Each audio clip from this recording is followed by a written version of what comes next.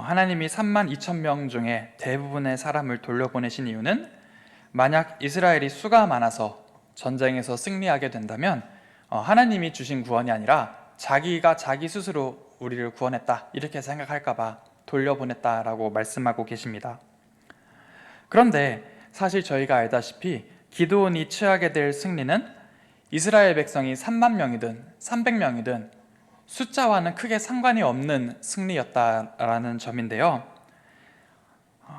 그들은 육탄전도 없이 심지어 검도 없이 그저 검은 들기만 하고 횃불을 들고 도자기를 들고 가서 깨트리면서 소리만 지르는 게 전부인 전쟁을 치르지 않았습니까? 3만 명이었었든 300명이 있었든 그들이 전쟁에서 이기는 그의 방식을 살펴보면 숫자와는 전혀 상관없는 싸움을 이들은 했다는 것입니다. 그런데 하나님은 왜 그럼에도 그들의 수가 많으면 너희들이 스스로가 구원했다라고 자만할 것이다 라고 얘기를 하셨을까요? 왜 굳이 이런 핸디캡을 기드온에게 또 이스라엘 백성들에게 주셨겠습니까?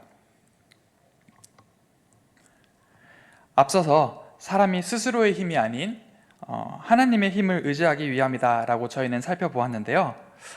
즉 하나님을 의지하기 위해서는 자신이 넘을 수 없는 벽을 직면해야지만, 정말 사람의 힘으로서는 불가능한 그런 상황들을 직면해야지만 그것에서 이루어지는 하나님의 일들, 하나님의 역사들을 사람이 체험할 수 있기 때문인 것 같습니다.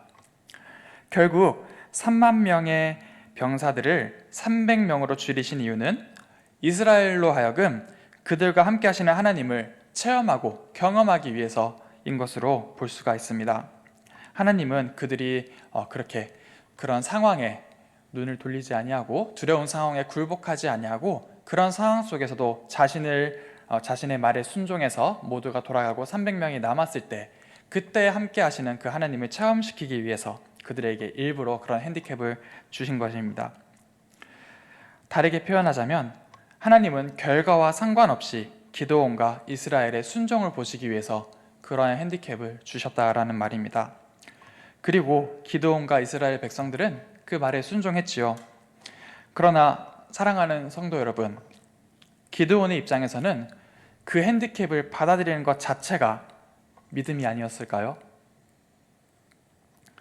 현실적으로는 불가능해 보이는 것을 말씀에 의지해서 순종하고 포기하고 행동으로서 결단하는 것, 그것은 저희가 소위 말하는 이상적인 신앙인의 모습, 그 표본이 아니냐는 말입니다. 현실의 상황에 좌지우지 되지 아니하고 오직 말씀과 복음에 의지해서 자신의 삶을 던지는 것. 그런데 오늘 우리가 읽은 본문은 그런 믿음을 보여준, 이상적인 믿음과 삶의 행동을 보여준 기드온이 사실은 전쟁 직전까지 두려워하고 있었다라는 말을 하고 있다는 것입니다. 여러분, 기드온이 왜 두려워했습니까? 믿고 고백했는데도 여전히 마음 한켠에 불안과 근심이 있었기 때문에, 결국은 정말로 우리가 이길 수 있을까라는 근심이 들었기 때문에 그가 결국은 두려워한 것이 아니겠습니까? 하나님을 믿지만, 그 말씀을 믿지만 여전히 과연 진짜로 내가 이길 수 있을까? 말씀대로 이루어질 수 있을까? 라는 그 물음이, 생각이 그의 머릿속을 떠나지 않았기 때문에 그가 두려워했던 것은 아닌가라는 말입니다. 그렇다면 우리는 앞서 300명만 남기는 그 믿음의 행동을 보여준 기드온이 사실은 믿음이 없는 사람이었다, 이렇게 말할 수 있을까요? 그건 또 아니잖아요. 하나님을 믿으며 행동하지만 여전히 마음 한켠에는 불안과 근심이 있는 상태, 전쟁을 하루 앞둔 기드온의 상태가 바로 그러한 상태였다는 것입니다. 여러분, 사실 기드온은 첫 등장 때부터 겁쟁이 같은 모습으로 나왔습니다. 이스라엘은 산과 굴을 파고 이렇게 숨어서 지내고 살았고, 기드온은 포도주 틀에서 남들 몰래 타작을 하고 있었지요. 그 와중에 이제 하나님을 만나게 되는 그런 사건을 보여주고 있는데요.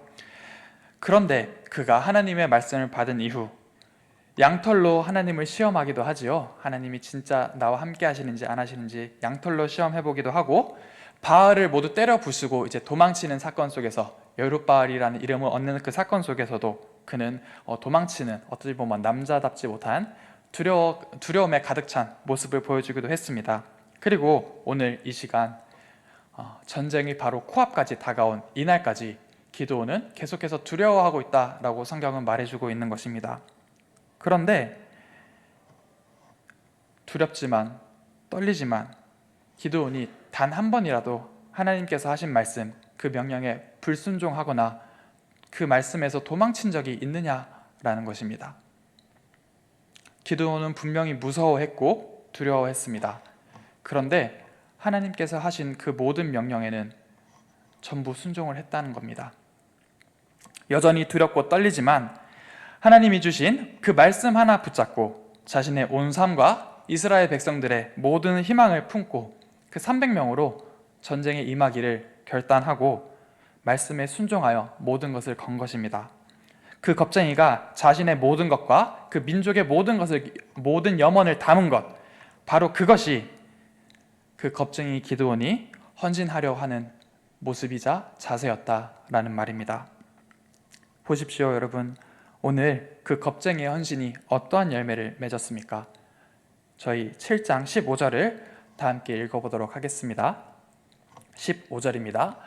기드온이 그 꿈과 해몽하는 말을 듣고 경배하며 이스라엘 진영으로 돌아와 이르되, 일어나라, 여호와께서 미디안과 그 모든 진영을 너희 손에 넘겨주셨느니라 하고. 아멘.